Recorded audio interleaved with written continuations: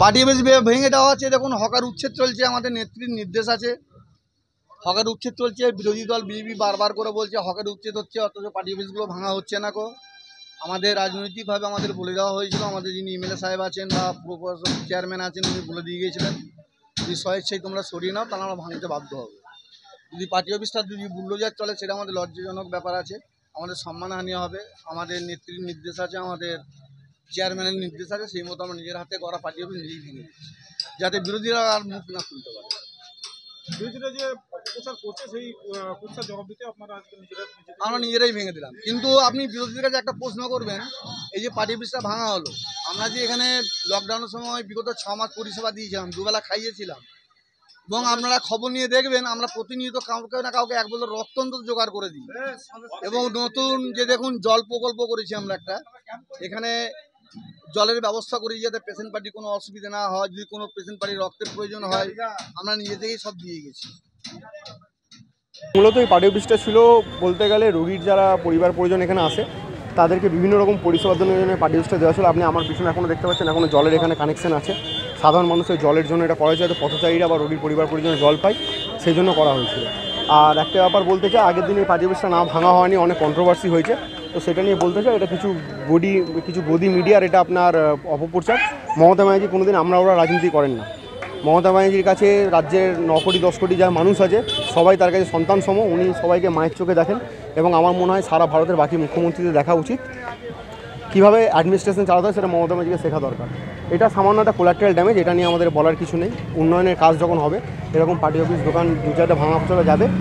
মমতা ব্যানার্জির উপর আমাদের আস্থা আছে, উনি আগামী দিনে 15 বছরে অবশ্যই মানুষদেরকে ব্যবস্থা করে দেবেন। সরি বলুন, দেখুন আমরা এখন পার্টি অফিস বা ছাউনি কিছু করবো না, বাট যাতে রোগীর পরিবার পরিজনদের কাছে আমরা যেভাবে আগে পরিষেবা দিতাম, করোনা কাল থেকে আমরা পরিষেবা দিয়ে আসছি, সেই পরিষেবা যদি আমরা দিতে পারি, আমরা সেই চেষ্টা আমরা বদ্ধপরিকর। আমাদের ছেলেদেরকে আমরা সেইভাবে ইনস্ট্রাকশন দেওয়া আছে, দরকার পড়লে আমরা রাস্তায় দাঁড়িয়ে সেই কাজটা করবো। এখন আপাতত আমরা অন্য কিছু ভাবছি না।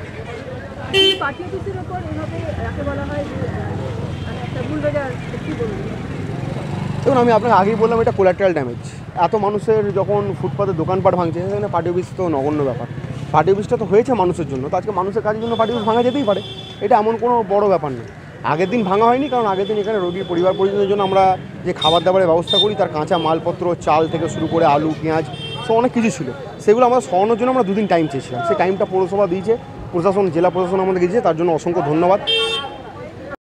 ভাঙা হলো, তৃণমূলের পার্টি অফিসগুলো হাত দেওয়া হয়, আজকে দেখলাম ভেঙে দিল। দেখুন, তৃণমূলের যে আইনটিডিসি অফিস ছিল যখন ভাঙা হচ্ছিল, তারা 2 দিন সময় চেয়েছিল যে 2 দিনের মধ্যে আমরা আমাদের কার্যালয় সরিয়ে নেব। কিন্তু আমরা এই 2 দিনের মধ্যেই দেখলাম যে বিভিন্ন রাজনৈতিক দল, বিশেষ করে বিজেপি এবং সিপিএম, তারা কিন্তু ইলেকট্রনিক্স মিডিয়ার মাধ্যমে প্রচার করতে লাগলো যে ওরা বিভাজন করে দিই। আমাদের খুব খারাপ লাগলো যে যখন রাস্তা পরিষ্কার হচ্ছে, মাত্র 2 দিন সময় চেয়েছিল, এই আইনটিডিসি অফিসের মধ্যে দিয়ে বিভিন্ন জেলা থেকে যারা পেশেন্টরা আসতো, তারা যখন ঠিকভাবে পরিষেবা পেত না, তারা এই অফিসে এসে যোগাযোগ করতো। এই অফিস থেকে ছেলেরা যে তাদের সেই পরিষেবা দিয়ে থাকতো। আজকে এই অফিস ভাঙা গেল। আমি মনে করি যে আমাদের যারা আইনটিডিসির সাথে যুক্ত আছে তারা নিশ্চয়ই মানুষকে সেই পরিষেবাই দেবে, কার্যালয় থাক আর না থাক। কিন্তু যে রাজনৈতিক দলের নেতৃত্বরা যারা ওরা বিভাজন করে এই পার্টি অফিসকে ভাঙা করে দিল, আমরা নিশ্চয়ই ভাঙতাম। আমি তো বলেছিলাম যে 2 দিনের মধ্যে ভাঙা যাবে, কিন্তু যেভাবে একটা আলোড়ন তৈরি করা হলো, সেই সমস্ত নেতৃত্বরা যারা আজকে বাইরে থেকে ট্রিটমেন্ট করতে আসবে, তারা যদি ঠিকভাবে ট্রিটমেন্ট না পায়, তাহলে তারা রাস্তায় থেকে মানুষকে যাতে পরিষেবা দিতে পারে, আমি তাদের কাছে অনুরোধ করব। তারা পরিষেবা দেবে না, বাড়িতে বসে থাকবে, সমালোচনা করবে, মানুষকে হ্যারাসমেন্ট করবে, এই দ্বিচারিতা যেন ওই সমস্ত রাজনৈতিক দল না করে। বর্ধমান পৌরসভা আমাদের মাননীয় চেয়ারম্যান পরেশচন্দ্র সরকার তিনি বলেছিলেন যে 2 দিনের মধ্যে আমরা এটাকে ভেঙে দেবো। আমাদের যারা এখানে দায়িত্ব রয়েছে আমরা তাদের সাথে কথা বলেছিলাম, তারাও বলেছিল আমরা সরিয়ে নেব।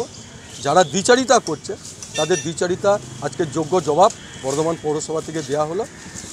আপনারা নিজেরাই স্বচ্ছ করে দেখতে পাচ্ছেন যে আমাদের 3টে কার্যালয় ছিল, 3টে কার্যালয়কে আজকে ভেঙে দেওয়া।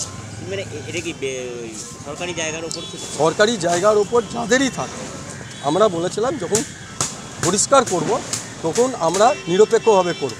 হয়তো একদিন দেরি হতে পারে, কিন্তু আমরা পরিষ্কার করব যখন বলেছি তখন আমরা পরিষ্কার করেছি। যারা রাজনৈতিক ফায়দা লুটার জন্য, মানুষকে বিভ্রান্ত করার জন্য, বিভিন্ন রকম চক্রান্ত করার জন্য যারা উল্টো পাল্টা বলছিল, আজকে তাদেরকে যোগ্য জবাব দিয়ে দেওয়া হলো। মানে দলেরই পার্টি অফিস ভেঙে দেখুন, দলের আর বিনা দলের কিছু না। আমাদের মুখ্যমন্ত্রী তো বলেনি যে ফুটপাতের ওপর আমাদের দলের যদি কোনো কার্যালয় থাকে সেটাকে ভাঙা যাবে না। মুখ্যমন্ত্রী তো বলেনি। মুখ্যমন্ত্রী বলেছে যে ফুটপাতের ওপর যারাই থাকবে সেখানে আমাদের কার্যালয় হোক আর আমাদের বাড়িই হোক সেটাকে নিশ্চয়ই ভাঙা হবে। তা আমরা মুখ্যমন্ত্রীর কথা অনুসরণ করেই আমরা চলছি এবং আমাদের নেতৃত্ব যারা রয়েছে তারাও সমস্ত কিছু মেনে নিয়েছে। কিন্তু যারা অপপ্রচার করছে তাদের অপপ্রচারের জবাব আজকে বর্ধমান পৌরসভা তাদেরকে দিয়ে দিই। আমার নাম হচ্ছে শাহাবুদ্দিন খান, আমি 19 নম্বর ওয়ার্ডের কাউন্সিলর এবং এই যে উচ্ছেদ কমিটি এর আমি প্রেসিডেন্ট আছি। উচ্ছেদ কমিটি মানে ভেন্ডিং জোন, ঠিক আছে। আর যাদের ভাঙা হচ্ছে আমরা বলেছি বর্ধমান পৌরসভা থেকে তাদের একটা ডাটাবেস তৈরি করার জন্য, যে যারা উচ্ছেদ হয়ে গেছে পরবর্তীকালে যদি তাদেরকে আমরা নিশ্চয়ই পুনর্বাসনের চেষ্টা করব। যদি আমরা পুনর্বাসন দিতে পারি তাহলে আমরা নিজেদেরকে খুশি ধন্য বলে মনে করি।